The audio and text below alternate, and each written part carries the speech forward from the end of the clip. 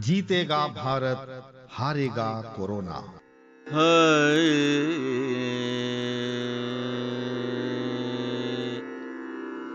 Corona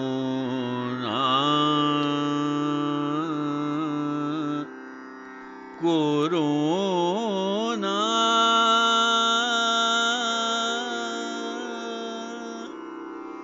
corona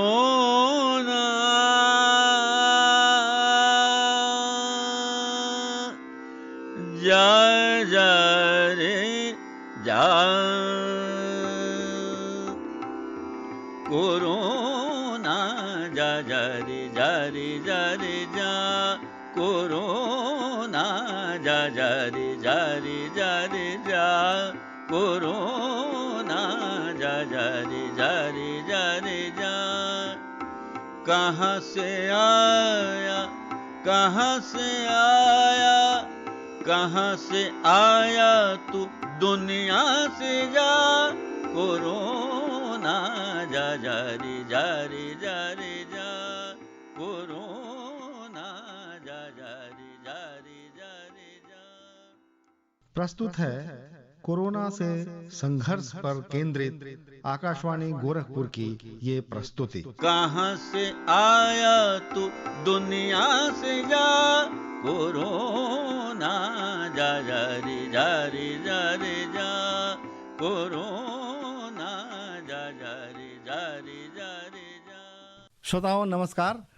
ये समय corona के कारण लॉकडाउन का है। सभी लोग अपने अपने घरों में हैं, घरों से ही अपने सारे कार्य कर रहे हैं और अपने को तरह तरह से व्यस्त रखने का प्रयास कर रहे हैं। ये व्यस्त रखना एक चुनौती बनकर आज सामने खड़ा है। लोगों को समझ में नहीं आ रहा है कि वो किस प्रकार से अपना मन लगाएं, किस प्रकार की सावधानी बरतें कि न केवल इस बीमारी से अपने को बचा सकें और अपने परिवार को बचा सकें, बल्कि अपना मानसिक संतुलन भी ठीक रख सकें। ऐसे में एक चिकित्सक की बहुत महत्वपूर्ण भूमिका हो जाती है कि वो न केवल उनकी शारीरिक देखभाल कर सकें, बल्कि उनको मानसिक रूप से भी मजबूत बनाए रख सकें। आज इन्हीं सारी समस्याओं पर कि किस प्रकार से इस लॉकडाउन का सामना किया जाए, दो डॉक्टर्स हमारे साथ हैं। संयोग से दोनों दंपति हैं। आप हैं डॉक्टर आलोक सिंह और डॉक्टर पूनम सिंह। दोनों का इस तरह का काम है कि न केवल इनको अपने मरीजों को देखना है, बल्कि साथ ही साथ अपने घर को भी देखना है और अपने आप को भी बचाना है कोरोना से। तो किस प्रकार से वो मैनेज कर रहे हैं और खास करके डॉक्टर पूनम सिंह किस प्रकार से मैनेज कर रही हैं कि वो डॉक्टर साहब को कोरोना से बचाएं और उनको किस तरह से इम्यून बनाए रखें, ये उनकी जिम्मेदारी होती है। तो आज हम इन सारी चीजों पर बातचीत करेंगे। डॉक्टर साहब आपका बहुत बहुत स्वागत है हमारे इस कार्यक्रम में। डॉक्टर साहब सबसे पहले तो हम यही जानना चाहेंगे कि एक चिकित्सक के नाते आप इस कोरोना संकट को जो आज वैश्विक बन चुका है, आप क्या समझते हैं? ये बीमारी कब तक ये अपना प्रकोप दिखाती रहेगी और क्या लाइफ फिर से नॉर्मल हो पाएगी? जी, मेरी समझ से या जो अभी तक का जो सिनेरियो चल रहा है कि कोरोना कैसे ये प्रकोप ढा रहा है, अभी अपने देश में तो मुझे लगता है कि अब ये असली समय आया है जब ये कोरोना अपने एक्चुअल काउंटिंग में आएगा। जी जी जी। क्योंकि जब से ये मजदूर लोग, बाहर प्रदेशों में रहने वाले लोग जो अपने अपने प्रदेशों में जा रहे हैं, उसके कारण ये कोरोना का प्रकोप थोड़ा और बढ़ेगा। ये सब तो बढ़ना ही है, इसको कोई रोक नहीं सकता है, क्योंकि अपने लोग तो अपने घर आते ही आते, उनको तो आना ही था, तो वो लोग आ चुके हैं, अब आ भी रहे हैं। आगे क्या स्ट्रेटजी क्या होनी चाहिए सबको अपने को बचाने के लिए? जो चीज़ें सबको पता है आजकल कि अपने की सबसे महत्वपूर्ण चीज़ सोशल डिस्टेंसिंग है, अपने हाथ को सैनिटाइज करना है, हाथ को समय समय पे धोते रहना है, अननेसेसरी किसी अननोन ऑब्जेक्ट्स को छूना नहीं है, अपनी बॉडी इम्यून सिस्टम को हमेशा प्रॉपर सही रखना है, सही खाना पीना खाना है, रेस्ट की जरूरत है, सही नींद भी चाहिए आपको, योगा वगैरह करने से आपका इम्यून सिस्टम बढ़ेगा, आपको एक्सरसाइज करने से आपका इम्यून सिस्टम बढ़ेगा। तो इन सब चीज़ों के लिए आपको जरूरी है कि ये सब चीज़ें जरूर फॉलो करनी चाहिए। जी जी जी जी। डॉक्टर साहब, ये जो इम्यूनिटी की बात हो रही है, तमाम लोग जो हैं वो सोचते हैं कि वो जो खा पी रहे हैं वही पर्याप्त है। वो समझ नहीं पाते कि कौन सी चीज़ खाएं कि हमारी इम्यूनिटी बहुत अच्छी हो जाए, या फिर अगर इस वायरस का अटैक होता है अगर, तो कैसे उनके शरीर में क्या लक्षण हो, क्या चीजें हो उपलब्ध जिसके कारण वो अपने आप को इससे सुरक्षित कर सके, तो उनका खान पान किस तरह का होना चाहिए डॉक्टर साहब? खान पान में सबसे पहले तो आपको हाइड्रेशन यानी कि आपकी पानी की मात्रा, आप ज़्यादा से ज़्यादा पानी पीजिए। अब ये गर्मी का मौसम भी आ गया है, पसीना भी ज़्यादा निकलता है, तो इस मौके पे आपको पानी ज़्यादा पीना ही चाहिए। बट अगर आपका इम्यून सिस्टम ठीक है, यानी कि अगर आप विधिवत अच्छी मात्रा में पानी पी रहे हैं, हरी सब्जियां यानी विटामिन्स वगैरह, मिनरल्स वगैरह और प्रोटीन डाइट अगर अच्छी लेते हैं आप, तो आपकी ये प्रतिरोधक क्षमता आपकी इन सब चीज़ों से मजबूत होती है, और जिसके कारण आप इस किसी भी बीमारी, कोरोना ही नहीं किसी तरह की भी बैक्टीरिया और वायरस से आपकी बॉडी लड़ने की क्षमता मजबूत होती है। जी जी जी। डॉक्टर साहब, आपके सामने भी बहुत सारे मरीज आ रहे होंगे। हालांकि कोरोना की जो समस्या है वो अभी इस क्षेत्र में अभी उतने नहीं प्रचलित हुई है। अभी लगभग 40 गोरखपुर क्षेत्र में अभी तक मिले हैं, लेकिन आने वाला समय जो है, जिस तरीके से बाहर से लोग आ रहे हैं, बहुत बड़ी संख्या में आ रहे हैं, चाहे वो मजदूर के रूप में या प्रवासी जो है वो अपने अपने घरों को पहुंच रहे हैं, और संभावित है कि इस तरह के मरीज आएंगे, और ये भी संभव है कि सबका टेस्ट ना हो सके। ऐसे में चिकित्सकों की बहुत महत्वपूर्ण भूमिका हो जाती है कि कैसे वो पहचाने मरीज को। कैसे, अगर टेस्ट हो जाए तब तो कोई बात ही नहीं है, लेकिन टेस्ट नहीं भी हो रहा है और वो सामान्य मरीज जो आपके पास आ रहे हैं, उनको किस तरीके से आप तोलते हैं, किस प्रकार से ये समझने का प्रयास करते हैं कि उनमें कोरोना की कुछ संभावना हो सकती है? क्या लक्षण देख के डॉक्टर साहब आप कुछ अंदाज लगाते हैं? देखिए, लक्षण तो नहीं, क्योंकि जो एसिम्प्टोमेटिक कोरोना पेशेंट है उसके बारे में हम कभी पता नहीं कर सकते कि इसको है कि नहीं है। जी जी। ये है कि लक्षणों में अगर आपकी सबसे पहले मान लीजिए हम अपने हॉस्पिटल में या कहीं पे भी थर्मल स्कैनिंग होती है, सबसे इम्पोर्टेंट जो सबसे पहले फेस करते हैं हम टेम्परेचर। जी जी। विदाउट टचिंग अगर थर्मल स्कैनिंग से हम टेम्परेचर चेक करते हैं, टेम्परेचर में उसका अगर उसको फीवर है तो सबसे एक तो पहले हमारे कान खड़े हो जाते हैं कि इसको हमें वॉच करना चाहिए। उसके बाद उसकी हिस्ट्री इम्पोर्टेंट है, क्योंकि कोरोना गोरखपुर से तो इसकी उत्पत्ति हुई नहीं है। जी जी। इसकी ट्रैवल हिस्ट्री क्या है, ये दूसरे प्रदेश से आया है, कहाँ से आया है, तो पहले जानना जरूरी है। और उसके बाद उनकी अगर ऐसे कोई लक्षण दिखते हैं जिसमें आपको सांस की दिक्कत है, कुछ वीकनेस से फील हो रही है, कुछ और बीमारियां लग रही हैं, तो वो सस्पेक्टेड है। जी जी जी। सस्पेक्टेड है तो उसको लिए हम सलाह देते हैं कि आप अगर बेहतर होगा कि आप मेडिकल कॉलेज या जिला चिकित्सालय चले जाएं, जी, वहाँ जाके अपना प्रॉपर चेकअप कराएं। जी जी जी। अच्छा डॉक्टर साहब, इसके जो वायरस का जो प्रभाव है, तो ठीक है कि लंग्स पे बहुत प्रभाव पड़ता है, गले पे प्रभाव दिखाई पड़ता है, शरीर के अन्य अंगों पर भी क्या असर पड़ सकता है इसका? शरीर के अन्य अंगों पर इसका असर तब पड़ेगा जब मान लीजिए जब ये मरीज पूरी तरह से बुरी स्टेज में। जी जी जी जी जी। इनिशियल स्टेजेस में ऐसा कुछ नहीं पता चल पाता है। देखिए, जैसे हमारे गोरखपुर में 2-3 दिन पहले आजकल जो पेशेंट आइडेंटिफाई हुआ है वो पिछले 3-4 दिन से कहीं और था, अपने शहर में ही। अब ये आया यहाँ, वहाँ तो उसको कोई सिम्टम्स नहीं थे। जी जी जी। बाई चांस उसको अगर टेम्परेचर वगैरह आना शुरू हुआ, उसकी जांच पाई गई, तो तब उसको कोरोना पॉजिटिव वो निकला। जी। दूसरे सिस्टम्स पे इसके इफेक्ट बाद में पता चलते हैं जब इसकी कंडीशन डिटेरियोरेट कर जाती है। अच्छा डॉक्टर साहब, बहुत आवश्यक है कि इस समय लोगों को स्वयं को बचाना है इससे। अगर आप खुद को बचाएंगे तो शायद आपका परिवार भी बच जाए या आपके साथ जो लोग रहते हैं वो भी बच जाए। ऐसे में एक चिकित्सक के लिए अपने आप को बचाना बहुत बड़ी चुनौती हो जाती है। और दूसरी बात है कि बहुत सारे जो चिकित्सक हैं वो खुद ही इतना भयभीत हैं कि वो मरीजों से दूर रहने की कोशिश कर रहे हैं या मरीजों को देखना ही छोड़ दिए। आपने नहीं छोड़ा, आप बिल्कुल लगातार आप ओपीडी कर रहे हैं, आप डॉक्टर का जो कर्तव्य है वो आप पूरा निभा रहे हैं। ऐसे में आप अपने आप को मजबूत बनाए रखने के लिए, आप अपने आप को मानसिक रूप से सक्षम बनाए रखने के लिए क्या करते हैं डॉक्टर साहब? इस समय खास करके जब से ये कोरोना का प्रकोप शुरू हुआ है, मेरा रूटीन ये है कि मैं सुबह उठते ही सबसे पहले 2 ग्लास गर्म पानी पीता हूँ, और तीसरा ग्लास मैं किचन में जाके एक शहद, 1 चम्मच जी जी नींबू डाल के मैं पीता हूँ। यानी कि 3 ग्लास मेरा 5 मिनट या 10 मिनट के अंदर मैं 3 ग्लास गर्म पानी पी लेता हूँ। हाँ हाँ। उसके बाद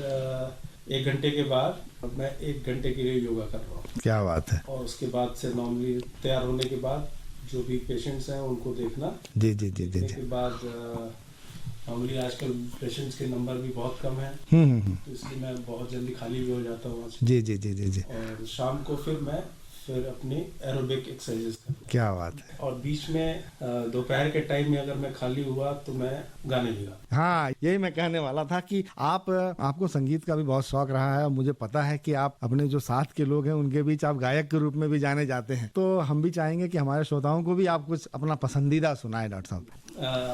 ये किशोर कुमार का गाना है मंजिल फिल्म। अरे क्या बात है, रिमझिम गिरे सावन, क्या बात है। हालांकि ये गर्मी का मौसम है लेकिन शायद जी बरसात आ जाएगी इस गाने को सुन के। रिमझिम गिरे सावन, सुलग सुलग जाए मन, भीगे आज इस मौसम में, लगी कैसी है अगन।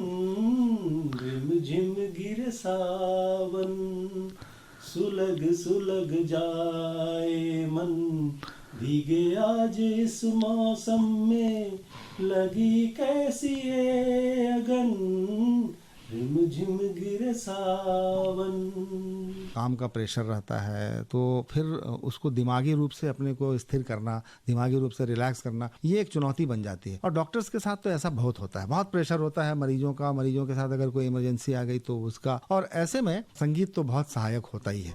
अगर खुद गा रहे हैं तो बहुत अच्छा गुनगुनाते हुए अगर आप मरीज देखेंगे तो शायद मरीज थोड़ा कुछ दूसरा समझे, लेकिन अगर आप ऑपरेशन कर रहे हैं और उस समय गुनगुना रहे हैं तो कोई बात ही नहीं। डॉक्टर साहब, गाने जब सुनने का अगर माध्यम तलाशा जाता है तो बहुत सारे, अब तो हर चीज मोबाइल पे उपलब्ध है, लेकिन इसके बावजूद रेडियो बड़ा महत्वपूर्ण रहा है। रेडियो के जो गाने हैं वो एक हमेशा एक उत्सुकता बनाए रखते हैं। बल्कि अब हम लोग जिस पीढ़ी के हैं उसमें तो हमारी पढ़ाई का एक जरिया होता था, बल्कि एक कहें कि पढ़ाई चल रही है, उधर किताब पे नजरें हैं और रेडियो बज रहा है। तो आपके लिए रेडियो का क्या महत्व रहा है? मेरे जीवन में रेडियो का अभी भी बहुत महत्व है। जी। बचपन से लेके कॉलेज से लेके अभी तक रेडियो मैंने कभी नहीं छोड़ा। मेरे घर में 3 रेडियो सेट्स हैं। क्या बात है। जो मेरे एक बेडरूम में होता है, एक मेरे बाथरूम में होता है और एक मेरी ओटी में होता है। क्या बात है, ओटी में भी है? जी।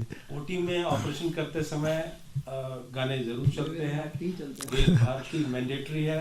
वाह।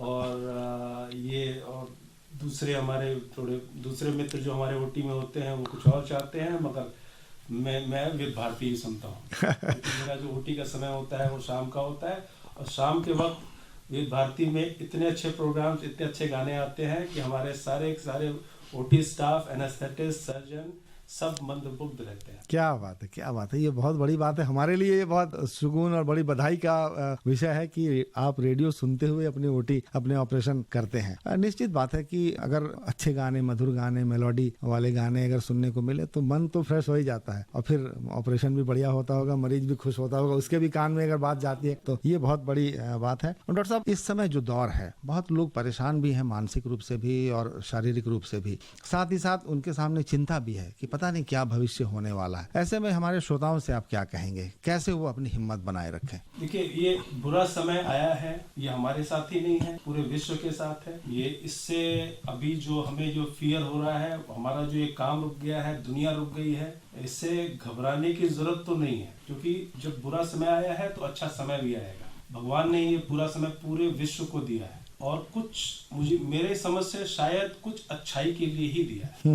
जो ये दौड़ भाग चल रही थी, जो हाहाकार मचा हुआ था चीजों के लिए, उसको भगवान ने थोड़ा सा रेस्ट दे दिया कि बेटा कुछ संभल जाओ, सुधर जाओ, अपनी दिनचर्या को सही करो। ये जो तुम चीजों के पीछे भाग रहे हो, दौलत के पीछे, काम के पीछे, गलत चीजें हो रही हैं, हर चीज की परिवार खत्म हो रहा है, संस्कृति खत्म हो रही है। जी, एनवायरनमेंट बहुत बड़ी समस्या है। चीजें खत्म हो रही हैं, इसको अब धीरे धीरे लोग, जैसे देखिए हम ही लोग, मैं एक्सरसाइज करता था बट मैं आज योगा भी कर रहा हूँ। मैं जिम वगैरह करता था, आज मैं योगा भी कर रहा हूँ जब से लॉकडाउन उसको स्टार्ट हुआ है। और मैं एरोबिक्स, आजकल मैं एरोबिक्स को छोड़ सकता हूँ शाम की, बट योगा नहीं। क्या बात है। ये मेरे में, ये पिछले 1.5-2 महीने में मुझमें ये बदलाव है। तो बहुत बड़ी बात है, हमें जो अपने कल्चर से जोड़ने का ये मौका मिला है कि हम अपने आप को जोड़ें। भगवान ने हमें एक संदेश दिया है। जी। और ये समय, बुरा समय जाएगा भी, इससे घबराने की जरूरत नहीं है। अपने को स्वस्थ रखना है। भगवान ने ये हमें ऑर्डर दिया है कि आप स्वस्थ बनिए, हम इसको खोलेंगे, हम कोरोना को खत्म करेंगे। जी। अपने को स्वस्थ कीजिए पहले। बिल्कुल बिल्कुल, बहुत बड़ी बात है ये। आप जितने आशावादी हैं, आशान्वित हैं, ये समय है, बुरा समय आया है तो अच्छा भी आएगा, और लोग बस इसमें हिम्मत रखें और अपने आप को बचाने का प्रयास करें। बहुत बहुत डॉक्टर साहब धन्यवाद। लेकिन अभी बातचीत हमारी खत्म नहीं हुई है, इससे पहले मैं डॉक्टर पूनम सिंह से बात करना चाहूंगा। डॉक्टर पूनम, आप चूंकि स्त्री और प्रसूति रोग विशेषज्ञ हैं, और इस समय अगर सीधे सीधे कहा जाए कि कोरोना का स्त्री रोगों से कुछ सीधा संबंध है तो वो तो नहीं होगा, लेकिन इस दौरान ये लॉकडाउन की स्थिति है, और अगर ऐसे में कोई महिला प्रेग्नेंट है और उसे कुछ समस्या होती है, या फिर इस समय जो वायरस का जो डर है, कहीं अगर वो महिला इससे प्रभावित हो गई तो बहुत सारे खतरे हो सकते हैं। तो आप एक स्त्री रोग विशेषज्ञ होने के नाते आप क्या क्या सावधानियों के विषय में बताएंगी ऐसी महिलाओं के लिए? देखिए, सबसे पहले तो हम लोगों का जो काम है कि पेशेंट का जो नॉर्मली चेकअप, रूटीन चेकअप करते हैं, उसमें हम लोग देखते हैं कि पेशेंट का क्या ब्लड प्रेशर है, क्या है। आजकल जैसे हम लोग टेम्परेचर देखना ज़रूरी हो गया सर, ब्रेथलेसनेस नहीं है, सांस फूल रही है कि नहीं है, खांसी है। वैसे भी नॉर्मली भी प्रेग्नेंट लेडीज़ में अगर खांसी की और इसकी प्रॉब्लम होती है, चेस्ट की कुछ भी प्रॉब्लम होती है, तो थोड़ा सा हाई रिस्क में आ जाती है। जी जी। बट इस समय कोरोना को देखते हुए तो ज़्यादा लग रहा है कि कहीं कोरोना ना सस्पेक्टेड हो, तो इसलिए हम इस तरह के पेशेंट्स को पहले ही इन्फॉर्म, पेशेंट खुद ही इस समय बहुत अवेयर हैं। जी जी जी। और खासकर प्रेग्नेंट महिलाएं तो बिल्कुल भी बाहर नहीं निकल रही, उनको जिस तरह से बताया जा रहा है। और जो मेरे पास फॉलोअप में आ रही हैं, जो मेरी 9 मंथ जो हम लोगों को फॉलोअप में दिखाती हैं, तो वो सारी पेशेंट्स पहले से बहुत अवेयर हैं, और वो खुद ही बहुत डरी हुई हैं कि मैम क्या हो सकता है, इसके लिए हम लोग क्या क्या करें। तो हम लोग उनको ये सब इन्फॉर्मेशन देते हैं कि नहीं, आप सोशल डिस्टेंसिंग रखिए, थोड़ा सा अपनी डाइट अच्छी रखिए, हेल्दी डाइट लीजिए, फूड अच्छा होना चाहिए, और थोड़ा मेडिटेशन वगैरह करें, जिससे कि मेंटली आप प्रेशर, जब मदर सही रहेगी तो बच्चा भी सेफ रहेगा। जी जी जी जी जी। अच्छा, कोरोना के दौरान ये बात आई कि लोगों को अपनी इम्यूनिटी ठीक रखना है, इम्यून सिस्टम ठीक रखना है, और अपने को हेल्दी रखना है। तो जो प्रेगनेंसी होती है उस दौरान तो ऐसे भी महिलाओं को सलाह दी जाती है कि अपना खान पान ठीक रखें और कुछ विटामिन लें, टैबलेट जो बाहर से। तो अगर मान लीजिए ये संभावित हो जाए कि कहीं किसी क्षेत्र में ये कोरोना पॉजिटिव लोग मिले हैं और वो उसका संभावित भी हो सकता है, उन महिलाओं के लिए और विशेष रूप से आप और क्या कहेंगे? देखिए, विशेष रूप से तो इसमें क्या, इसमें तो बस क्वारंटाइन ही करा जा रहा है कि आपको 14 दिन के लिए, अगर इनकेस सस्पेक्टेड है तो 14 दिन के लिए क्वारंटाइन करके बैठना है उसमें। और उसके बाद अगर उसका कोविड-19 का टेस्ट करवाते, जो रैपिड आजकल हम देख रहे हैं कि रैपिड टेस्ट हो रहा है, तो अगर उसमें थोड़ा भी सस्पेक्ट है या पॉजिटिव आ रहा है तो फिर हम लोग उसको मेडिकल कॉलेज ही रिफर करते हैं, क्योंकि प्राइवेट हॉस्पिटल्स में तो हम लोग नहीं दे सकते। जी जी जी, बिल्कुल। और हम लोगों को भी सीएमओ और हर जगह से ऑर्डर मिला है कि हम लोगों को भी कोविड वार्ड वगैरह बनाना है, बट हम ऐसे पेशेंट्स नहीं देखते हैं। हमारी जो लाइन है जो जिसमें, तो हम इस तरह के पेशेंट इसमें लेते ही नहीं। पहले हम सारी सदर हॉस्पिटल या फिर मेडिकल कॉलेज भेज देते रहे। जी जी जी जी जी। डॉक्टर साहब, इस समय अगर टीवी देखा जाए या सोशल मीडिया पे देखा जाए, एक बड़ा ही अजीब सा दृश्य है पूरे देश भर में। जो महानगर हैं, चाहे वो बॉम्बे हो, दिल्ली हो, या दक्षिण भारत के बड़े शहर हो, वहाँ से बहुत बड़ा जत्था मजदूरों का अपने अपने घरों की ओर चला जा रहा है। और ये देख के बहुत कभी कभी तकलीफ होती है जब दिखाई पड़ता है कि महिलाएं भी उनके साथ हैं, वो भी पैदल चल रही हैं, और बच्चे भी हैं उनके साथ। और कई, मैंने सुबह देखा था जी, मैंने न्यूज़ देखी, तो मुझे अभी तक लग रहा है कि मैं अभी रास्ते में ही बात कर रही हूँ। बिल्कुल, हाँ। कि किस तरह से इससे तो बिल्कुल मन इतना खराब सा हो रहा है कि जी जी जी जी, इनकी क्या मजबूरी है, ये सब चले आ रहे हैं, जी जी, काम करने गए थे और ये कहाँ। हाँ, ये वापसी। अब इसमें डॉक्टर साहब एक बात जो आपके विषय से संबंधित है कि हम लोगों ने देखा, बल्कि कई कहानियों में पढ़ा कि कुछ महिलाएं प्रेग्नेंट थी, गर्भवती थी, जिनके 6 महीने, 8 महीने, 9 महीने तक के आसपास के वो थे, और वो पैदल चल पड़ी। उनके लिए पूरी दुनिया की सहानुभूति थी, और जहाँ भी उनको आवश्यकता होना तो यही चाहिए था कि जिस शहर में वो पहुंची हो वहीं पर उनको उनका ट्रीटमेंट होना चाहिए, इलाज होना चाहिए था। ऐसे में पता नहीं उन तक हमारी आवाज पहुंचेगी कि नहीं पहुंचेगी। अगर ये स्थिति हो तो वो महिलाएं जो अपने घर की ओर चल पड़ी हैं, उनको आप क्या सलाह देंगी? कैसे वो अपने बच्चे का, अपने पेट में पल रहे बच्चे का, और अपना कैसे वो देखभाल कर सकें? देखिए, ये तो उनकी मजबूरी है कि वो लोग जा रहे हैं। सरकार भी अपनी तरफ से पूरी कोशिश कर रही है, क्या करे। पर इसमें मैं आम जनता को कहूंगी, अगर इस तरह की महिलाओं को देखते हैं और इस तरह से, तो उनके प्रति पूरी सहानुभूति होनी चाहिए। जी जी। कि इनकेस अगर जैसे हम लोग डॉक्टर, अगर हमारे सामने से कोई निकलेगी तो ऑफकोर्स मैं रोकूंगी उसको, जो भी मुझसे हो सकेगा मैं अपनी तरफ से पूरी सुविधाएं दूंगी। जी जी जी जी। और मैं दूसरों से भी यही सलाह दूंगी, यही कहूंगी, चाहे वो आम पब्लिक हो या डॉक्टर्स हो, सबको कह रही हूँ कि इस तरह की महिलाएं मिलती तो उनके प्रति जो भी हमसे बन सकता है हम अब पूरी तरीके से इलाज करें, पूरा उनको आराम करने के लिए दें, जो भी खाने की व्यवस्था कर सकते हैं खाना दें, यही जी जी जी जी। उनको कुछ फूड सप्लीमेंट दिया जा सकता है क्या ऐसा? कोर्स वो तो आयरन कैल्शियम तो आपको देनी ही, आयरन कैल्शियम खाएं और प्रोटीन पाउडर वगैरह लें, RG पैक वगैरह जो आता है आजकल, जो प्रोटीन पाउडर ये सब हैं इनको। जी जी जी। हम क्या अपील कर सकते हैं कि ऐसे लोग जो हाईवेज के किनारे रहते हैं, जो ऐसे गांव या ऐसे शहर के जो बस्तियां हैं, क्या हम उनसे अपील कर सकते हैं कि अगर वो ऐसी महिलाएं देखें तो उनको फूड सप्लीमेंट या कुछ इस तरह के विटामिन वगैरह दें? कहूंगी कि अगर देखिए मेडिकल स्टोर्स तो हर जगह खुली रहे, डॉक्टर्स के हॉस्पिटल्स तो हर जगह खुली रहे, तो अगर इस तरह की महिलाएं दिखती हैं तो उनको कम से कम कुछ नहीं दे सकते तो आयरन कैल्शियम गोली ही दे दें। जी जी जी जी जी। हम अपील करेंगे, आपकी तरफ से मैं अपील करना चाहूँगा क्योंकि ये अगर उनकी मदद अगर की जाती है तो 2 लोगों की मदद होगी, हो सकता है एक पूरे परिवार की मदद होगी। और इसको अगर आम हमारे श्रोता सुन रहे हो तो जी जी भविष्य है। और फिर उस बच्चे का क्या दोष है, वो जो अभी जन्म भी नहीं लिया और उसे अपने माँ बाप को लेके पलायन देखना पड़ा है। तो ऐसे में हम सभी समाज के लोगों का ये कर्तव्य है कि सड़क किनारे अगर कोई ऐसा दिख जाए या कुछ जाते हुए लोग, और वो अगर खास करके जो गर्भवती महिला हो, उनके लिए आगे आना पड़ेगा, उनकी खास देखभाल की आवश्यकता है। डॉक्टर साहब, एक प्रश्न और उठता है कि आप दोनों लोग डॉक्टर हैं, दोनों के अपने मरीज होते होंगे, दोनों लोगों को अपने अपने मरीजों को देखने के लिए समय पे OPD जाना पड़ता होगा, लेकिन आपको दोहरी जिम्मेदारी निभानी पड़ती होगी जी।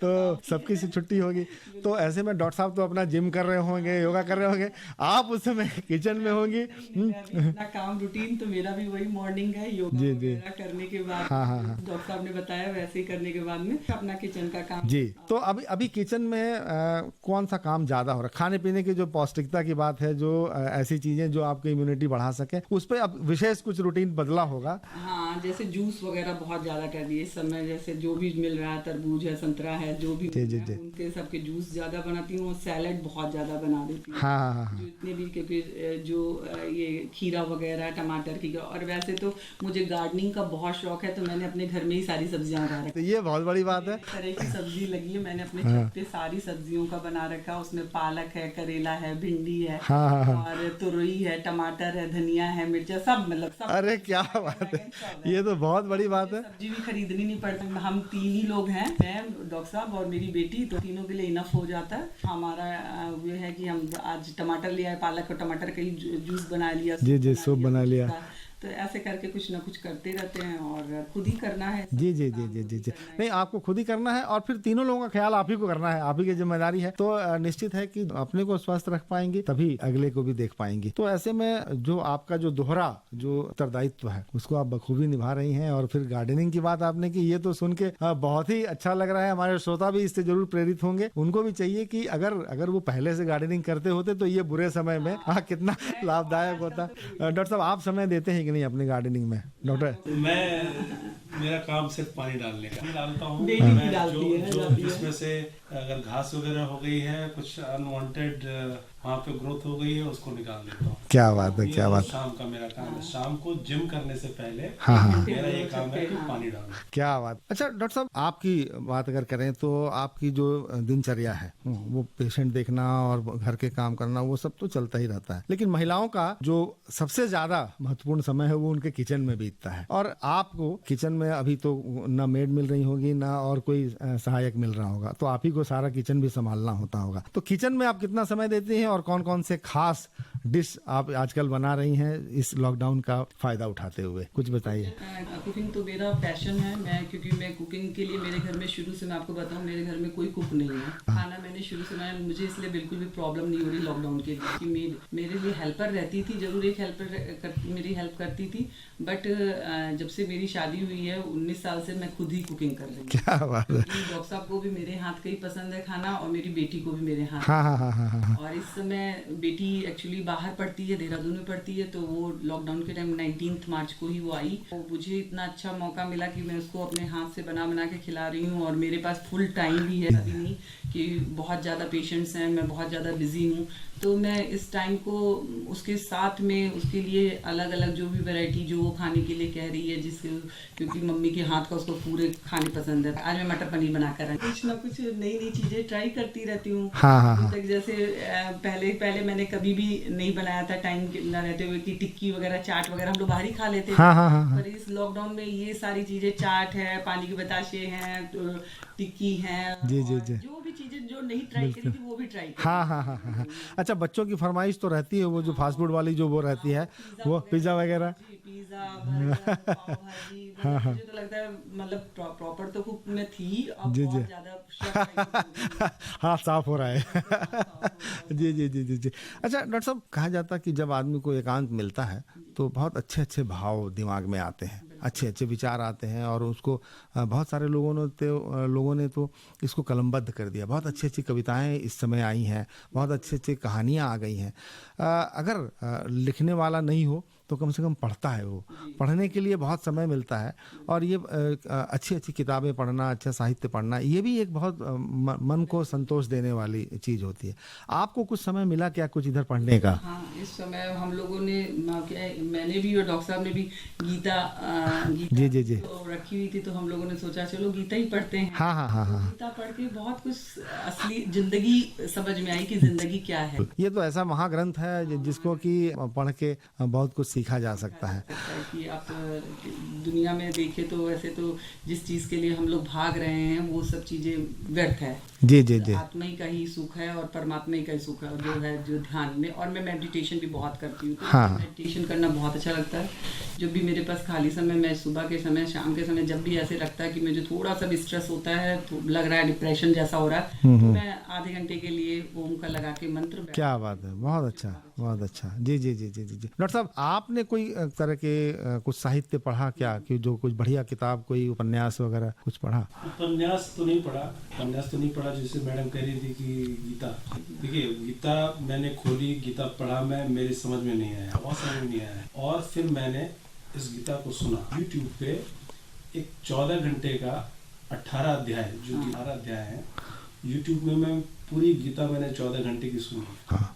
और मुझे लगता है कि वो, क्योंकि वो संस्कृत जो गीता की जो भाषा है वो पहले वो बोलते हैं, उच्चारण करते हैं, उसके बाद सीधे धीरे सरल शब्दों में उन्होंने उसका हिंदी में अनुवाद किया। उससे मुझे ज़्यादा समझ में आया मुझे गीता। मैं इस 14 घंटे को मैंने करीब हर दिन में 1-1 घंटे सुनता रहा, इसको मैंने ख़त्म किया। साहित्य मैंने कई कोशिश की, मैं कुछ इंग्लिश नॉवेल्स हैं उसको थोड़ा बहुत 2-3 नॉवेल्स है जिसको मैंने आधा पढ़ा। जी। ये तो होता है, पढ़ने की आदत छूट जाती है। ऐसे भी मेडिकल प्रैक्टिशनर्स के साथ ये समस्या, इतना किताबें पढ़ चुके होते हैं वो कि अब उनको पढ़ने के बहुत लालसा भी नहीं रहती। लेकिन आपने तो बहुत अच्छा काम किया है कि संगीत को अपना माध्यम बनाया है। तो संगीत तो सब कुछ का वो सबसे बड़ी ललित कला है, और अगर उसमें किसी का मन रम जाए तो कोई बात ही नहीं है। डॉक्टर साहब, चलते चलते हमारे श्रोताओं को कोई गीत आप सुना दें। चलते चलते मेरे ये गीत याद रखना,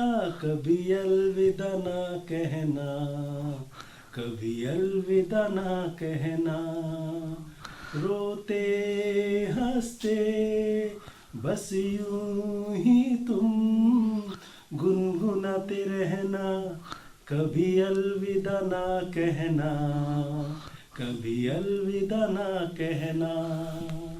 क्या बात है, क्या बेटा, अलविदा कहना होगा तो कोरोना का कहना होगा। हाँ और बाकी हम लोग सब स्वस्थ होके इस विश्वव्यापी समस्या से हम लोग पार पा जाएंगे, क्योंकि हमें ऐसा प्रतीत होता है, ऐसा लगता है कि मनुष्य ने तो बहुत बड़ी बड़ी समस्याएं देखी हैं, बहुत बड़ी बड़ी त्रासदियां देखी हैं। विश्व युद्ध की बात करें जिसमें हजारों लोग मरते थे, स्पेनिश फ्लू के दौरान भी 5 करोड़ लोग मारे गए थे। अभी तो हम कुछ लाख में हैं, तो इसलिए बहुत उम्मीदें हैं कि जल्द ही इसके साथ लड़ाई लड़ लेंगे, हमारी विजय होगी। डॉक्टर आलोक सिंह और डॉक्टर पूनम सिंह, इतना समय दिया आपने और इतनी अच्छी बातचीत की, गाने भी सुनाए आपने, आपका बहुत बहुत धन्यवाद। सिंह और डॉक्टर पूनम सिंह के साथ की गई इस बातचीत के साथ ही आज का हारेगा कोरोना जीतेगा भारत का ये अंक यहीं संपन्न होता है। कल पुनः एक नए अंक के साथ हम उपस्थित होंगे, तब तक के लिए हमें अनुमति दें। नमस्कार। कोरोना जा जा रे जा रे जा रे जा, कोरोना कोरोना जा जा रे जा रे जा रे जा। कहाँ से आया कहाँ से आया कहाँ से आया तू दुनिया से जा। कोरोना जा जा रे जा रे जा रे जा। कोरोना जा जा रे जा रे जा रे जा।